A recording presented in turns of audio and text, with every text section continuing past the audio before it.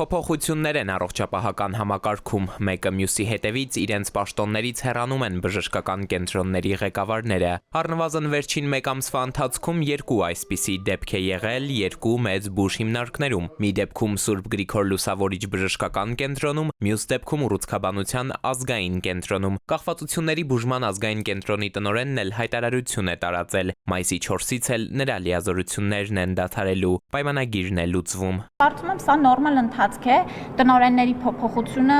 եւս մեր ընթացի գործունեության մի մասն է։ Առողջապահական փորձագետները չեն կիսում նախարարի այս տեսակետը, պնդում են այն, ինչ տեղի է ունենում, համակարգի վատթար վիճակի մասին է վկայում։ Ընդհանրապես ես սկսում այդ մասսայական մասնագետներից, կառավարիչներից ազատում, այսպես ասած, ազատագրում, կաթշատերներում, ես որ համակարգը գտնի չգնաժամային վիճակ, որովհետև այստեղ շատ խնդրահարույց է, մարդիկ տարիներով աշխատում են։ Մեկ էլ հանկարծ ասում են, գիտեք ինչ կա, ձեր ժամանակն է գնալ։ Իրավիճակը ինչպես միշտ ոչ պրոֆեսիոնալ է, անհասկանալի է, ես այսպես կգնահատեմ։ Մեր երկրի վարչապետը ոչ վաղ անցյալում էր խոսում Հայաստանում համապատասխան մասնագետների, ասել է թե կադրերի բացակայության խնդրի մասին։ Փորձագետները հարցնում են, եթե գործընթացը կադրային կապիտալի վատնում չէ, ապա ինչ է։ Հատկապես, որ օրինակ նախարարի կարծիքով գոնե Գրիգոր Լուսավորչի եւ Ուռուցքաբանության ազգային կենտրոնի տնօրենները մեծ ներդրում ունեն ոլորտում, վերջինին ճանապարհել են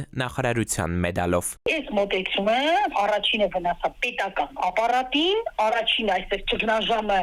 խորացել է։ Բուժ կենտրոններում պաշտոնանկություններ ի դեպ դեռ էլի են սպասվում, որտեղ նախարարը փակագծեր չի բացել, միայն թե զարգացման նոր փուլերի հերթն է, ասել է։ Էդուարդ Պողոսյան, ժամը լրատվական։